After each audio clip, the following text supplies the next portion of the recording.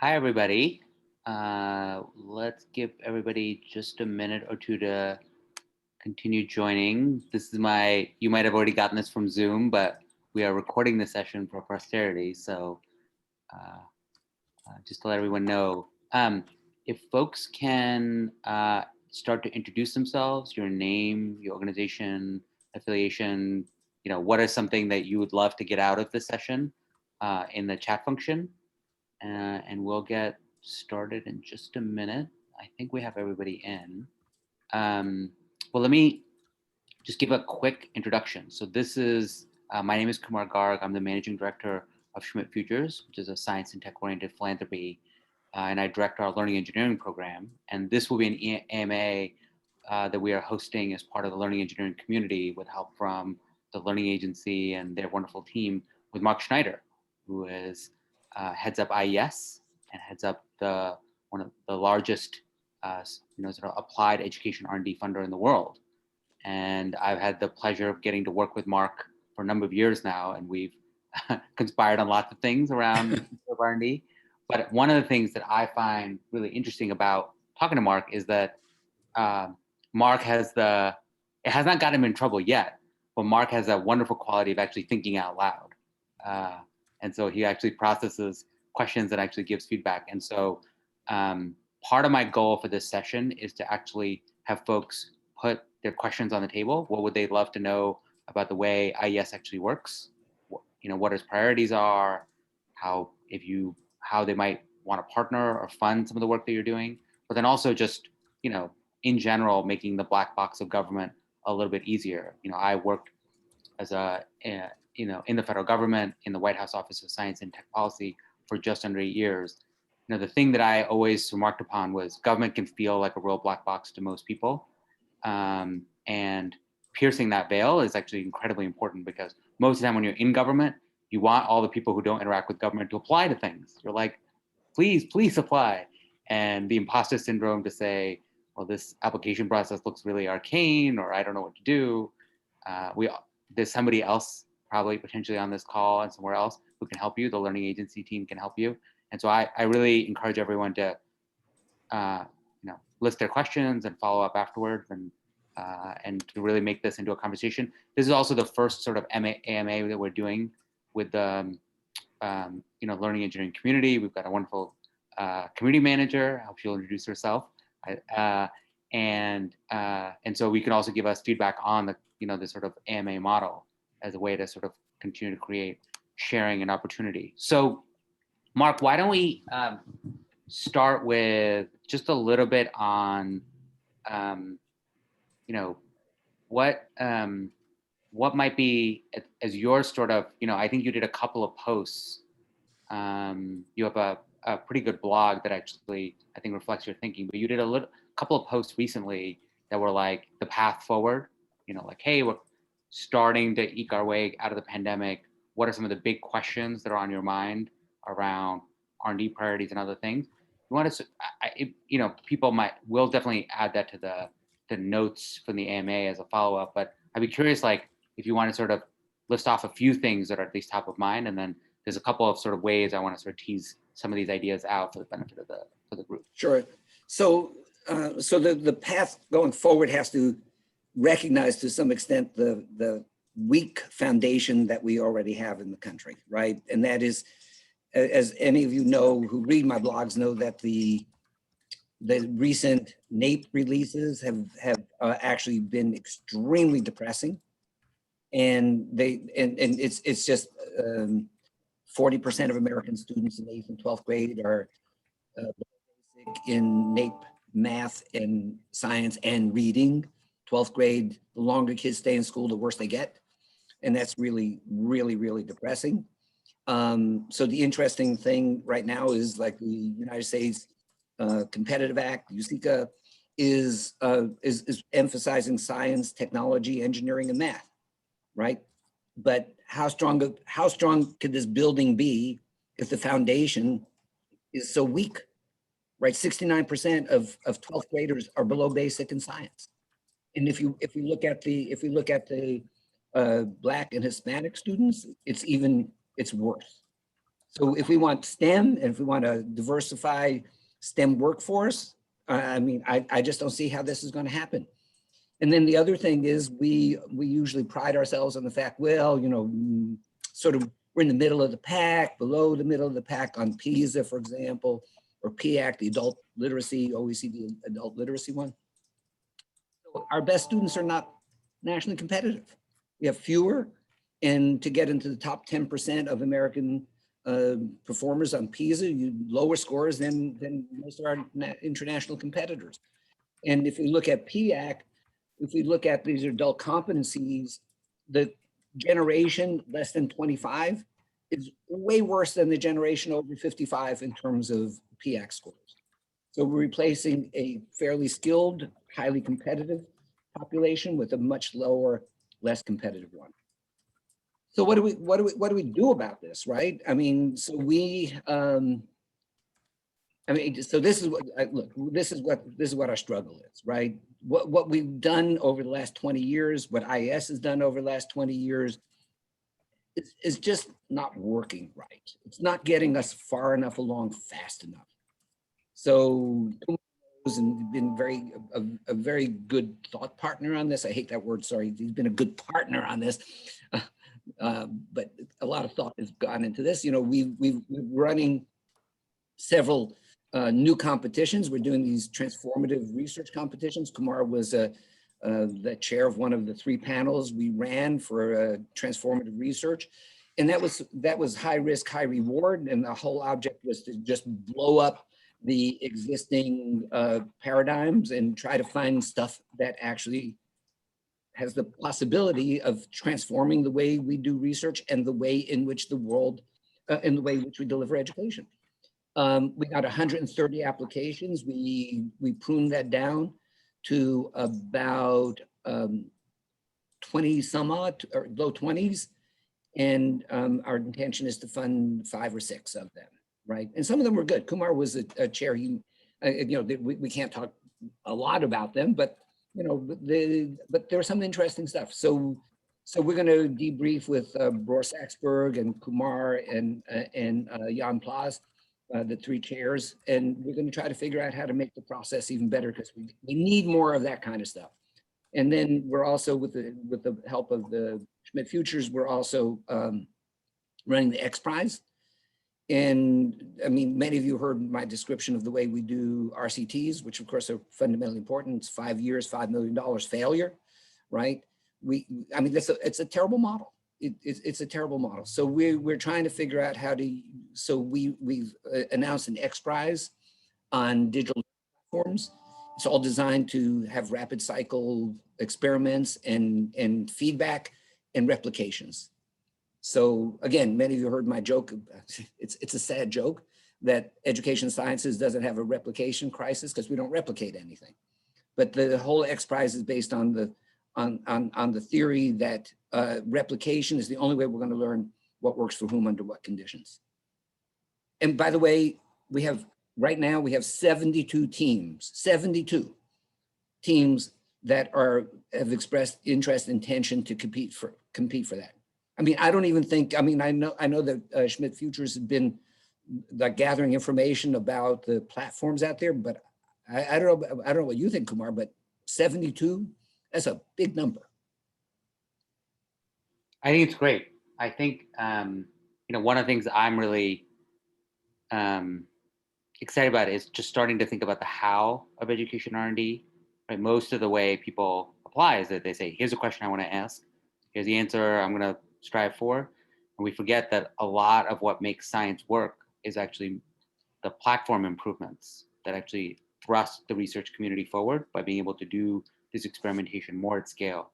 So why don't we start to get into some of the questions? I guess one very basic question, Mark, is, you know, just to sort of like make this stuff easier for people to figure out, what are the places, if you were, you know, giving advice to somebody and saying, all right, here on the website are the places I would look that tell us, here are the open requests for proposals, here are the research priorities, here's the 3 places, you know, along the year where, you know, what are the handful of things that you would sort of say are good things to track for folks who want to sort of keep up to date on IES work? Well, so I mean, I assume that especially the people here from the big research houses know all about this stuff. They track this. They have to, right? So two things. So we are already rolling out some of the RFAs for next year, right? And the big one, the 305A. Again, sorry for the people who follow IS know exactly what I'm talking about. This is the big one, 11 topic areas and different types of research that is supported in that. That's the big one. We'll announce that shortly. We've already announced a couple of 3 RFAs have been announced already. So hopefully this will be the last year that existing structure will be repeated, because we've asked the national academies to look at the topic structure and the research types and tell us what we're missing, what the future should look like in terms of the structure of our big competition. The other thing is, in part because of frustration that structure is not strategic, it just sort of grew up over time, we periodically run special competitions. So that's the transformative research one that we'll be announcing the results of shortly. We've done other ones. You should, 2 things. So the first thing is, and this is serious. So the first thing is you should just keep your eye out for these off-cycle ones. And the other one is actually, quite frankly, I'm looking for good ideas, right?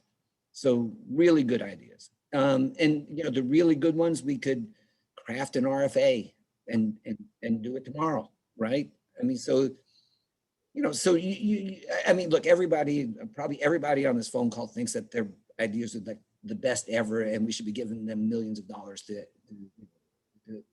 implement them. But that's not the way it works. But if you have something really that is transformative, that doesn't work under our existing processes, that is like a hole that's missing some future-oriented stuff, let me know.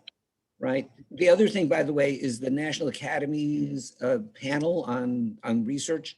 Adam Gamarin is the chair. Like, they say they're looking for public comment, and I've sent people to them, right? To like, hey, this is what we should be doing with regard to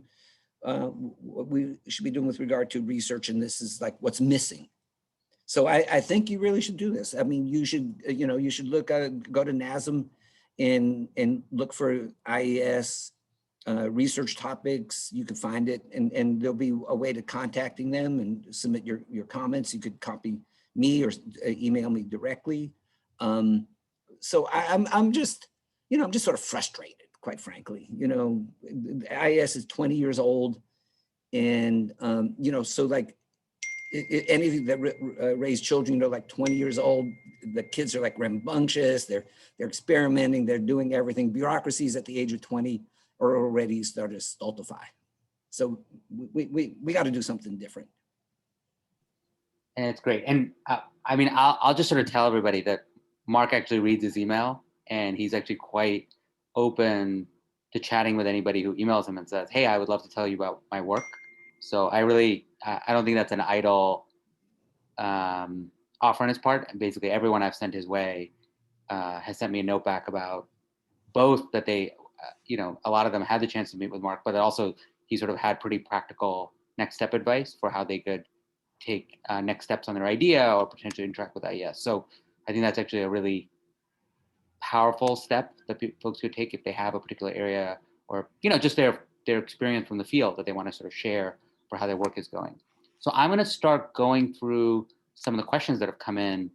If I know some people are off video, but if I call on you and you would like to say your question out loud, that'd be great. So I'm going to start with Gemma from Overdeck.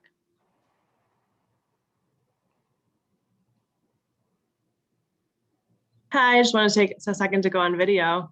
Was the invite just to introduce the question as well? Yeah. You could say who you are, and then I think you had a question about science. It did. But yeah, I just wanted to make sure it was okay to open the floor to that. So I support a number of grantees through a portfolio called Inspired Minds. We focus on STEM learning and out of school time. This is in family settings and museums and after school programs and summer camps, anything that doesn't feel stuffy or K-12-ish. But I think one struggle we have is our out of school time providers have a lot of insights that would be useful for the K-12 system about what engages kids, how to retain them, how to boost attendance, and how to increase outcomes. And I think they have a hard time communicating with formal systems, mostly because of capacity and interest, but partly because they don't speak the same language. And so I'm curious, as we think more about innovation in digital learning and breaking down school walls, how might out of school time or non-traditional partners be better suited to sharing their insights with the formal systems? And how might we just break down some of these silos? Yeah, so there's a long story here about the particular focus of IES. So I have no idea how much in the weeds anybody wants to get, but the decision was made a long time ago that IES would focus on education settings, meaning settings that the U.S. Department of Education has policies that can affect. And so this came to a head early in my tenure, 3 years. I've been here 3 years, a little more than 3 years, when I was fascinated by the fact that, except for special ed, we don't do research in early childhood.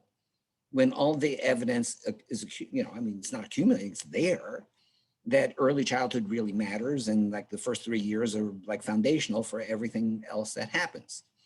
So I went on a campaign to try to change our RFAs to expand beyond formal education settings. I got no support, internally or externally, right? And I'm talking about on the Hill, I'm talking about in the department, I'm talking about other agencies. It's just like, you don't have a lot of money, right? We are, we are big in terms of education research, but that, what does that really mean? Nothing. And the decision, which I fought against but lost, was like, no. You have to focus on the institutions that get our money and that we can affect in terms of education policies. And as a result, a lot of stuff that goes on outside the schoolroom is just not in our purview. I mean, I think that reflects not something that Mark can fix directly, but I think does give a potential action item for us in the field to say, hey, if we want IES to be able to invest and do research in these areas, we might want to, have Congress, which potentially create a nudge in this area, especially as they're thinking about R&D overall. So I think that's a great place to start. Let's keep moving. So I just want, I say this to all my friends, right? Including all whatever, 30 of you on the phone, or how many are on this, like, our biggest problem is when people love us and tell us to do stuff, and sometimes they even give us money, but they don't give us staff. So if you all gonna do any of these things that Kumar says, and this is a very serious problem, money without staff for us is not working. It's really not working. We are stretched so thin. And look, many of you know me, many of you don't. But I don't want to build a giant organization, right? I want to build a lean, effective one. But we are really hurting in terms of staffing. So the more stuff that comes, and Congress says do this, and A, they don't appropriate the money, and B, they don't appropriate enough money for staff. But in all seriousness, we and some of you know, we're going around and creating fellowship programs. John Whitmer's on the phone. He's one of the best fellows we've ever had. But we're looking for others, right? I mean, it's sort of like we're begging for people to come and help. So just keep that in mind. I think that's a really good nudge, and I think the power of fellows or recruiting talent into IES, I think, is very high leverage. It's like one of the things we really focused in on. And John is in the chat and here, and so if anybody is ever interested in talking to John Whitmer, who's at the agency, I think it'd be a great conversation. Why don't I keep going through the questions? I see there's one from Kay Hughes, and I didn't know the first name, so I'm just gonna say Kay Hughes. Do you want to ask your question out loud?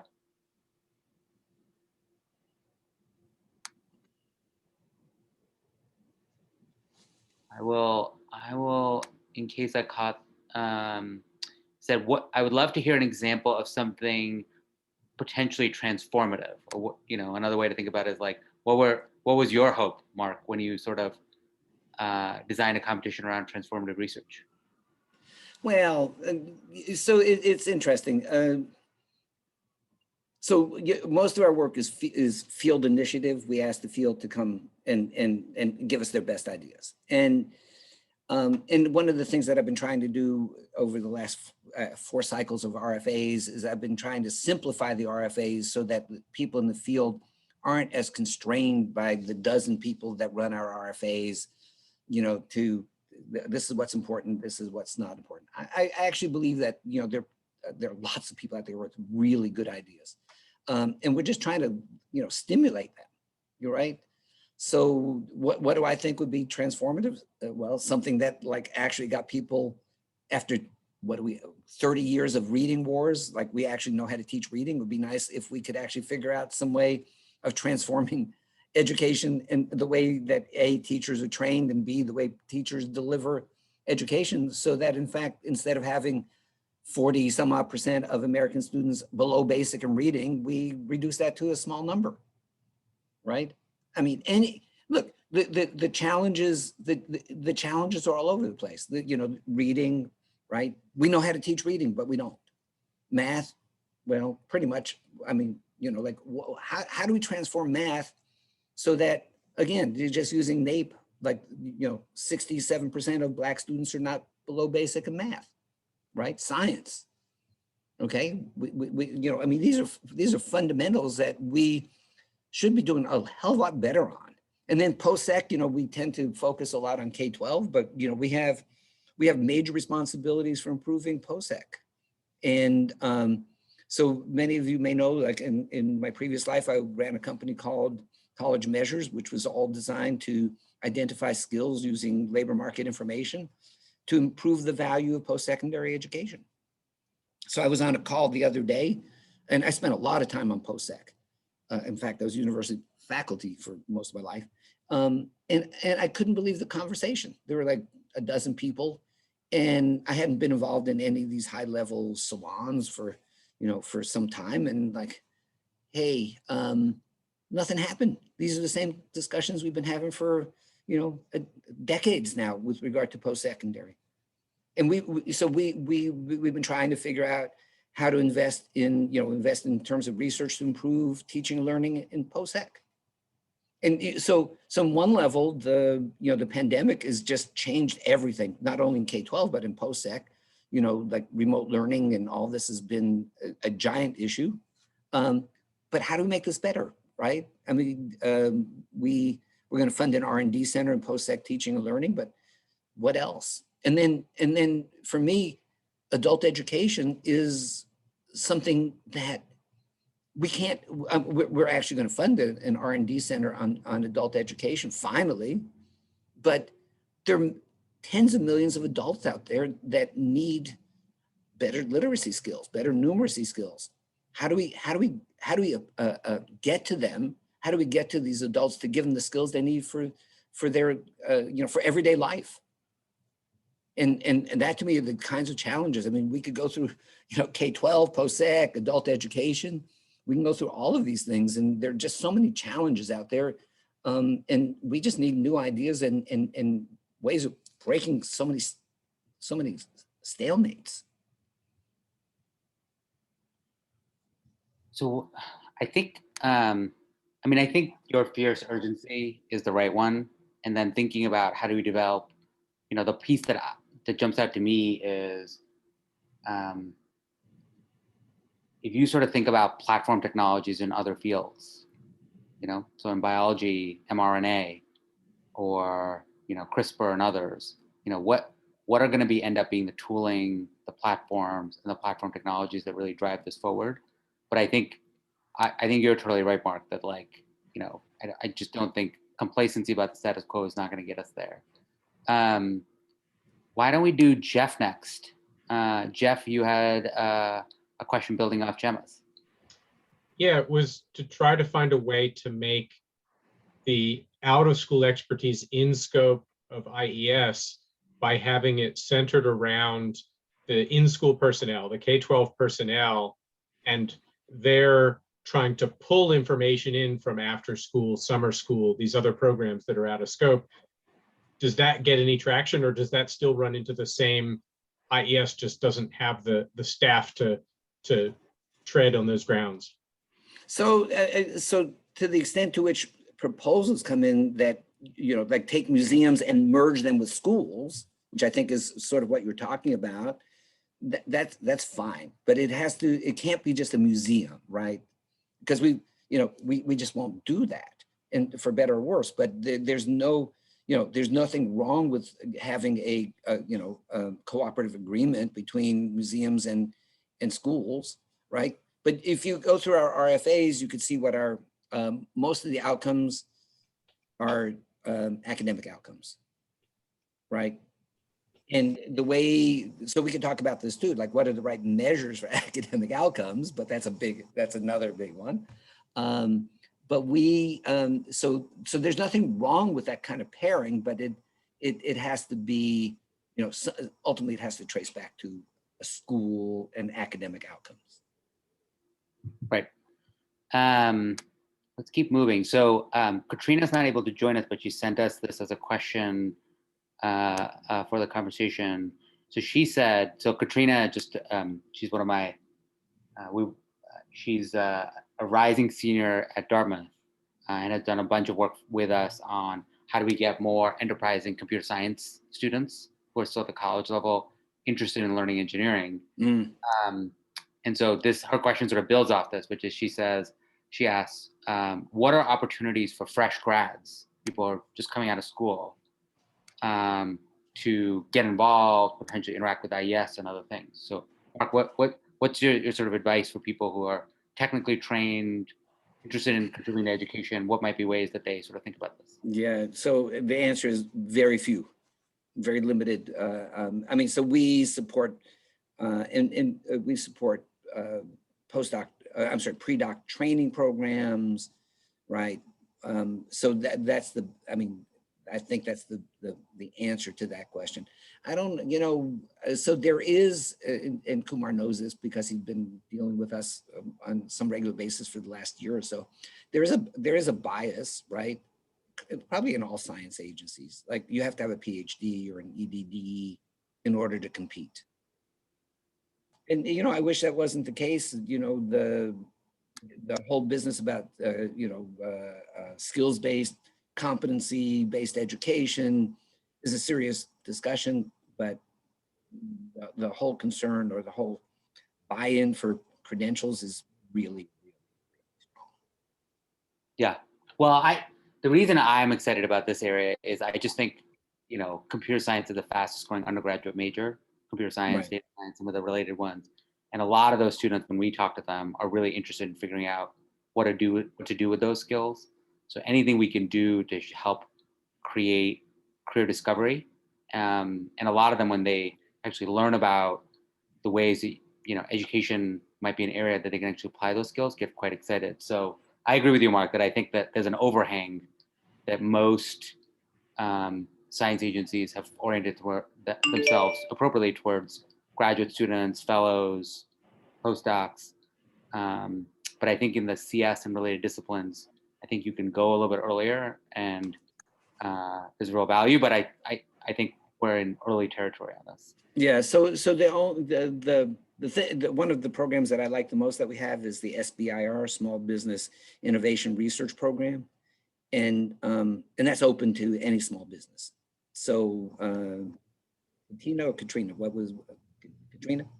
So she should go start a small business, right? Yeah. I mean, that's where the activity, for me, some of the most exciting stuff that we see is through the SBIR program.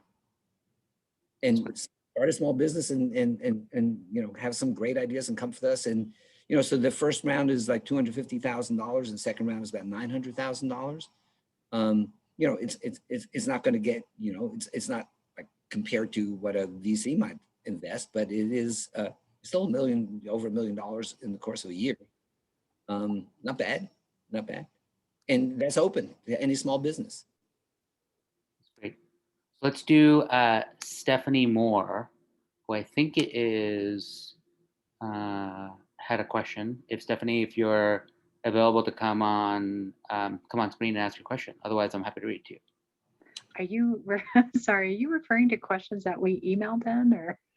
Anything you want. It's called Email Ask during Me chat, but Anything. now that you have, Okay. you're welcome to chat. Yeah, because I know I submitted a question, but now I forget what I asked about, but I don't, I think I posted a general thing here about I'm interested in what you have to say about like funding around ed tech and online learning, especially as it intersects like with adult learning and adult literacy in particular. I'm a fellow right now with the Barbara Bush Foundation, where we're looking at use of learning technologies for adult literacy. But honestly, right now, Mark, I'm just enjoying listening to you talk about like what you view as the IES priorities and what you view as transformative here.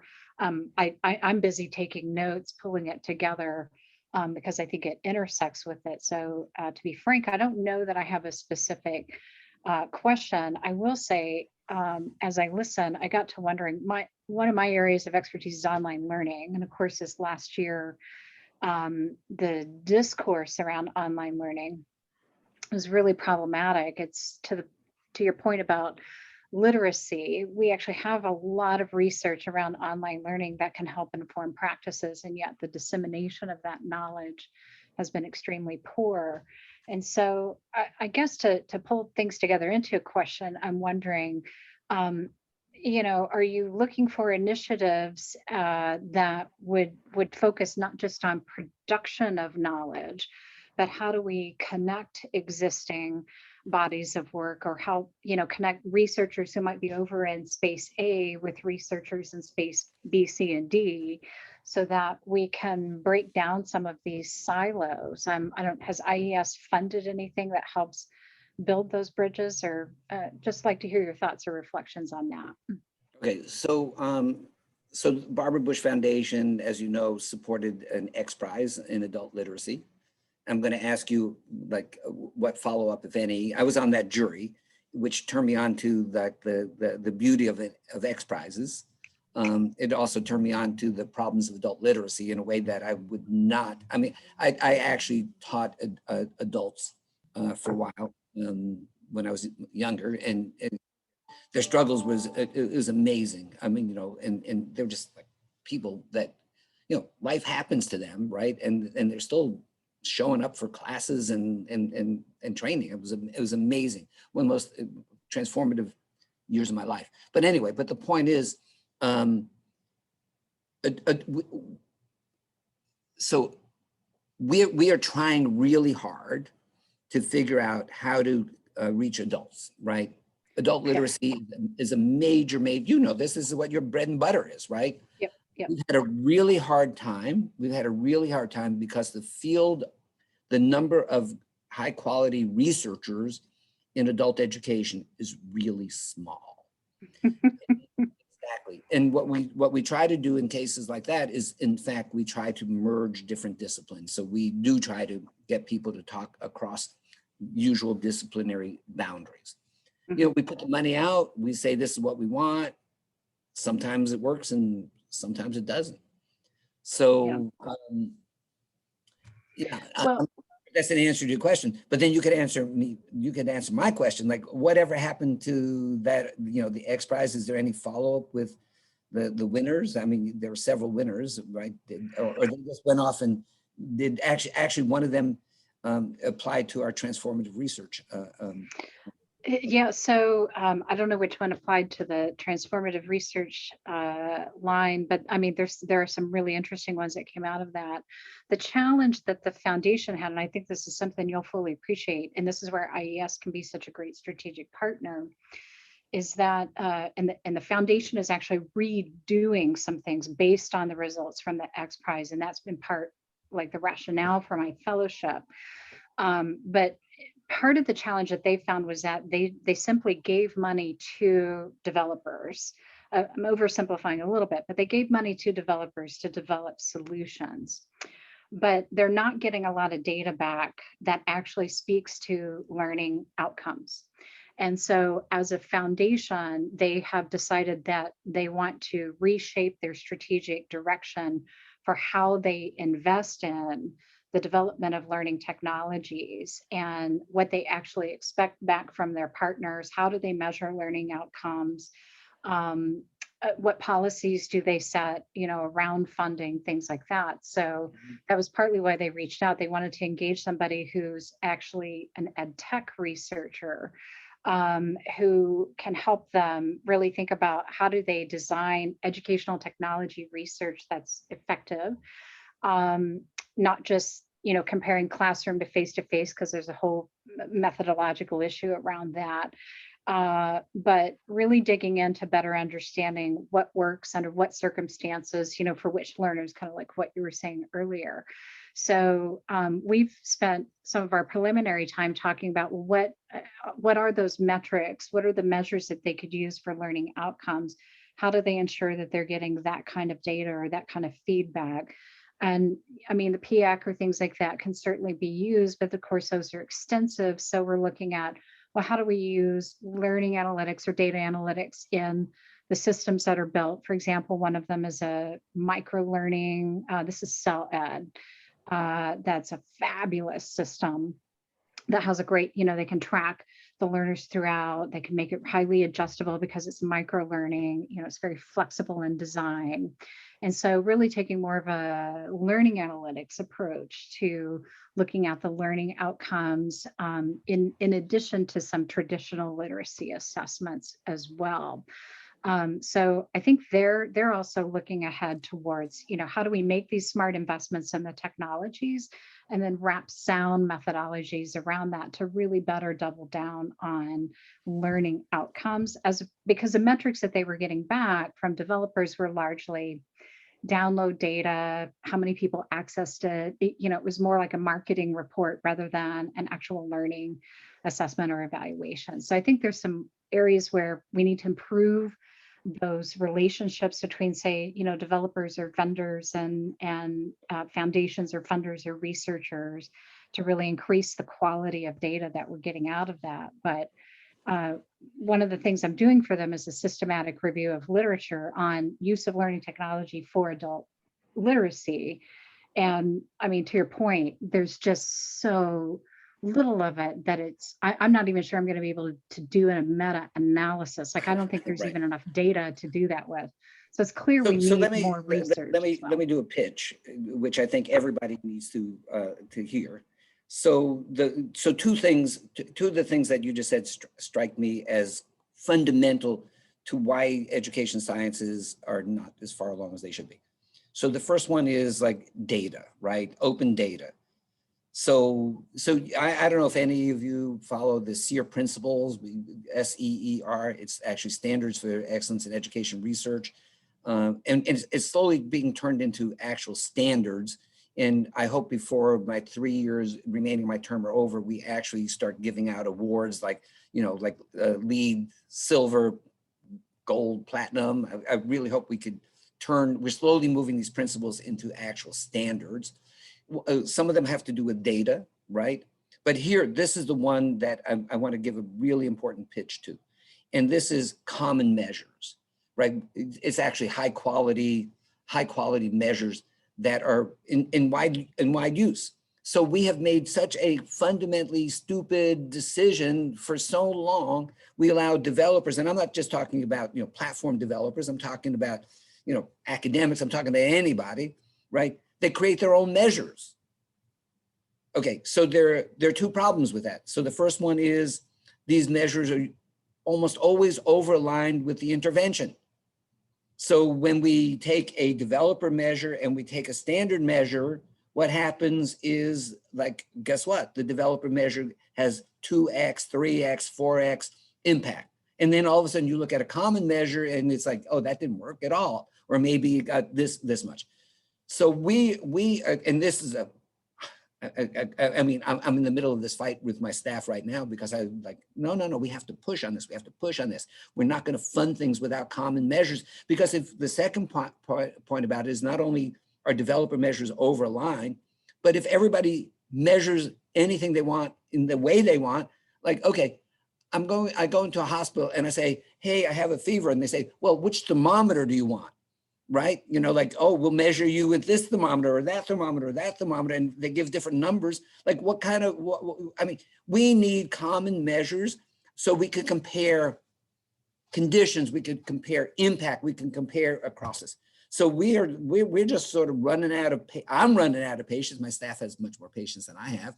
I'm running out of patience of funding people that just make up, the technical term, make up shit as they go along. So we put a big push this year. We're going to push even further on high quality measures that are replicable and used across different interventions. If you want to invent your own thermometer, fine, but you better use a standard thermometer too if it exists. So I mean, this is my appeal to everybody on this call. Anybody that that is involved in funding stuff.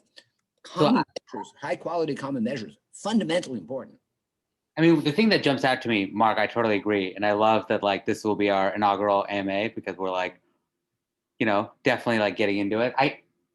The thing that also jumps out to me, Stephanie, from your sort of description of the way the competition ran is part of the reason why for the tools competition that we ran last year, that we sort of baked in learning engineering as a must condition, was we said that like if an applicant is not building in the data engineering to track what is actually happening with whatever they're trying to do, whatever is there, and running and has a research partnership for ongoing experimentation, you're never going to catch up. That train is like, the train is, like you have to build that in on the front end before you start. And so, that caused a lot of, back and forth with lots of applicants being like, what does that mean?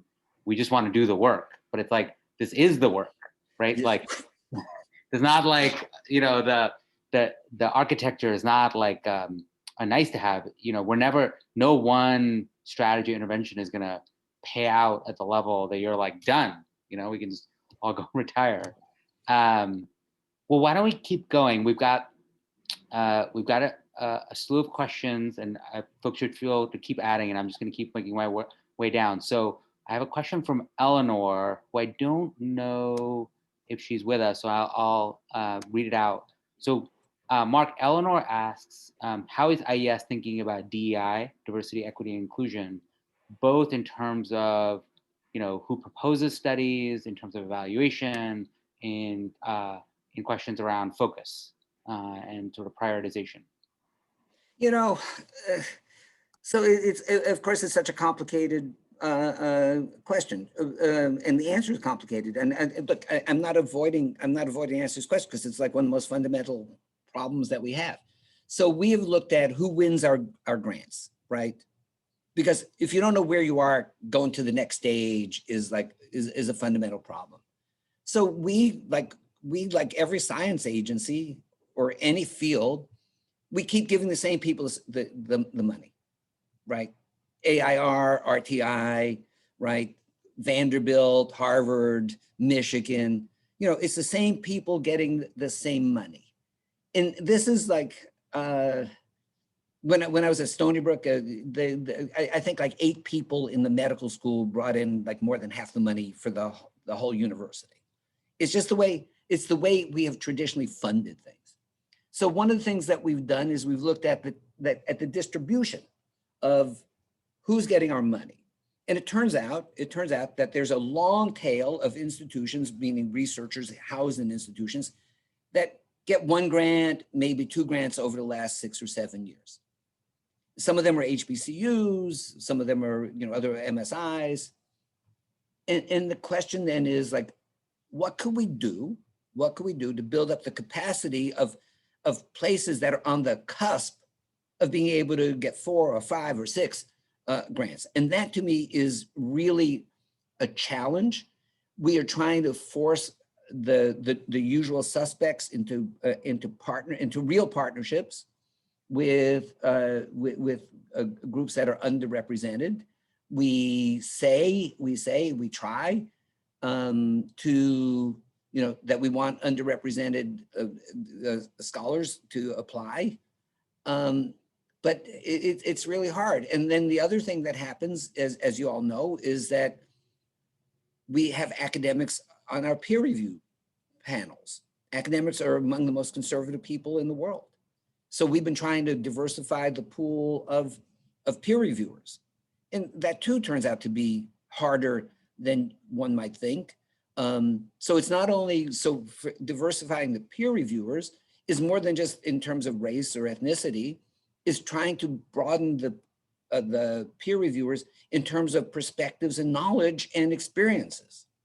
So of the transformative research ones, we had one traditional academic, hardly traditional, by the way, Jan Plaas. Kumar headed one of the panels and Bor Saxberg another one. And we did this purposely to signal like we are open to different ideas, different approaches.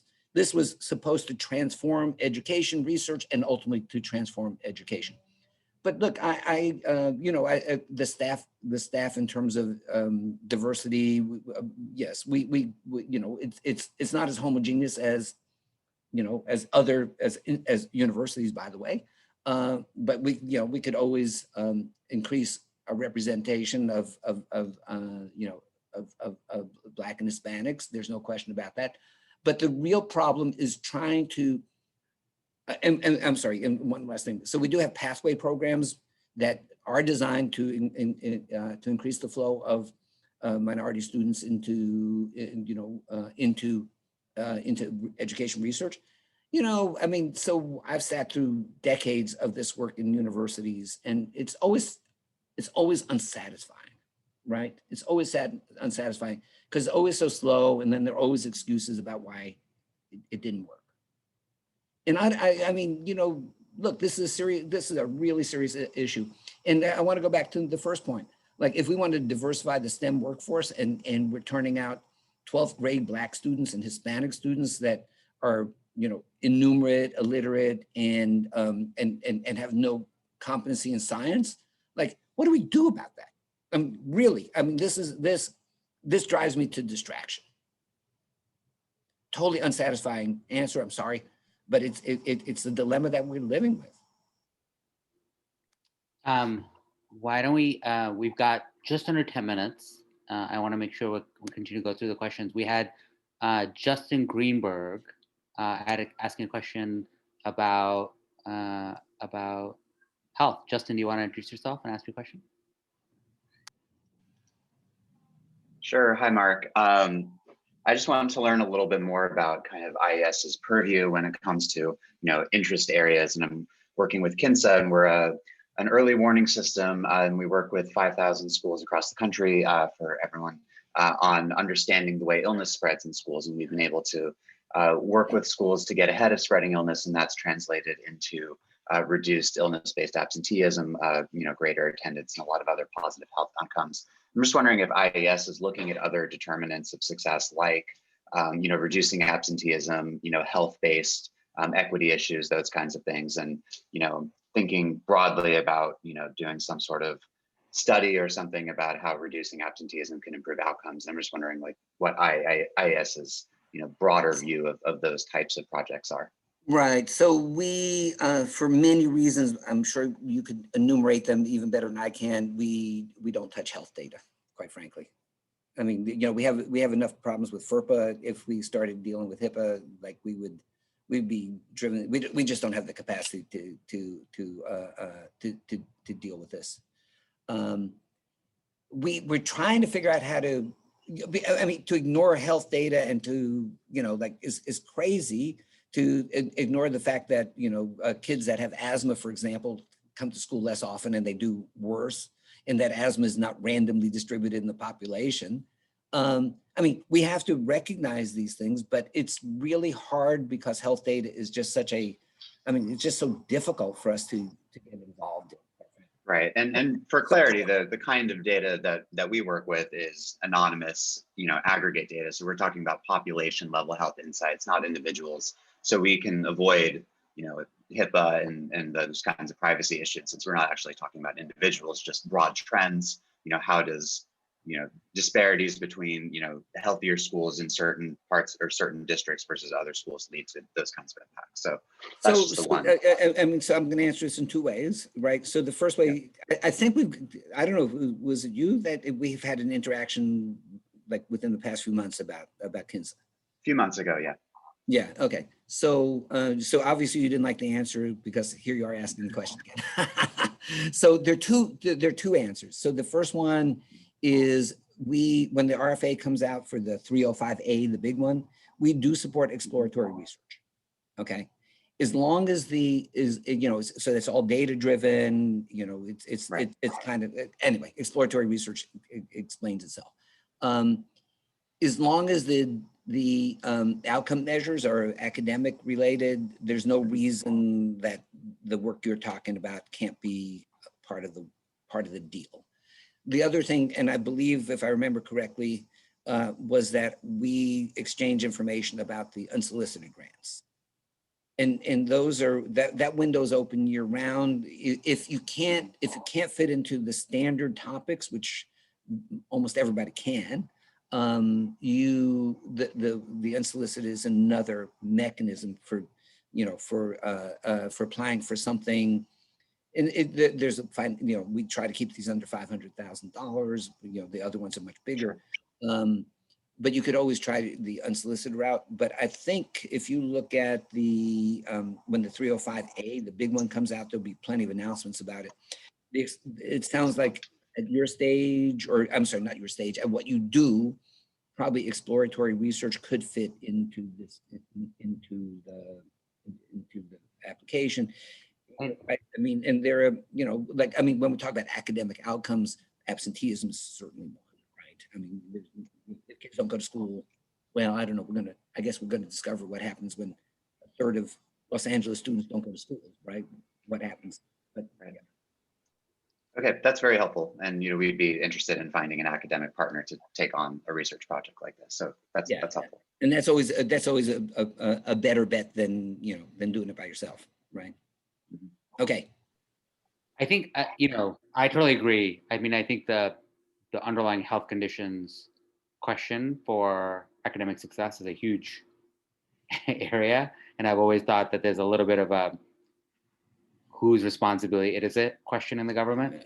And that probably means that there's less of it happening and probably is optimal. And obviously that's come up living through the past 18 months of COVID as to who's really point on this. Why don't we, Mark, you had mentioned, we're about to run out of time, but you had mentioned unsolicited grants. I know the IES process around, these, they have a few these sort of evergreen categories that you can apply under that are not tied to a particular, request for proposals. So you can do these eagers or rapids, and they have certain criteria. What's a place where people could go, or maybe what is there a person to email, or what's the process if somebody says, hey, I actually think I've got something that doesn't fit within a large IES RFA, but I would love to send a short pitch and then get some feedback, fits, doesn't fit, or whatever. What's your sort of recommendation for how people can do this in a way that doesn't waste IES time, but also folks who want to explore that route? And not surprising, there's a website that describes what the unsolicited grant application process is. So you should just Google IES unsolicited grants and you'll get to the right place. Perfect. Well, we're, the one thing that you have to keep in mind, the one thing you have to keep in mind is that if we think that this would fit under a normal competition, we won't, you're disqualified. This has to be something that can't fit into the normal process. Yep. Well, Mark, we're starting to, sort of approach the end of our time. I guess I would be curious, a couple of times you've sort of said, you're open to people's emails, you're open to people's feedback, you want people to sort of say what are their best ideas, what are the things, as you sort of think about, what might be the things that are most on your mind where you're like, here are the places where feedback and action would be most helpful in the coming months, what would you sort of, just for us to sort of run through that so that people have a sense, I'll just say like, I certainly know that you're looking for people who don't usually apply to IES to apply to IES. And that comes up all the time, which is people have to get past the imposter syndrome just because you haven't gotten it before. There's that. There's you're looking for input into a number of big questions. Like what should be the research topics IES is thinking about? What should be the big exams like NAEP that IES administers, and you have open processes for getting feedback on that. But I'd just be curious if there's other things that you haven't mentioned that you would love to be like, hey, if you're seeing anything interesting on that, or we've got something coming that you just want to make sure you're flagging for this for folks before we close out. Yeah, so obviously the biggest issue in the next few years is going to be overcoming learning loss, right? That's clearly the biggest issue. And we got $100 million from ARP to launch several projects on that. And that money is already committed, but nonetheless, the fundamental issue of learning loss is really the issue that we have to focus on. And the other thing that I don't know how often I need to stress this, the crisis in American education it's very broad, but the biggest crisis is in the lowest performing students getting worse.